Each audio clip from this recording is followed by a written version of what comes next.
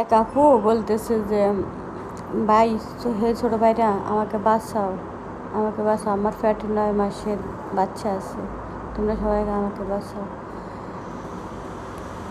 শুনলাম ওই আপুটাকে নাকি শেষমেশ মারা গেছে। আসলে যদি মারা যায় থাকলে সবাই আপুটার জন্য দোয়া করবেন, আল্লাহ যেন তারা জান্নাতবাসী করে, কারণ তিনি 9 মাসের প্রেগনেন্ট ছিল। সবাই সবার জন্য দোয়া করবেন, আল্লাহ যেন সবাইকে পানির থেকে ভালো রাখে। সবাই দোয়া করবেন নোয়াখালী, কুমিল্লা, ফেনীর জন্য, কারণ বন্যা ভয়াবহ চলতে আছে।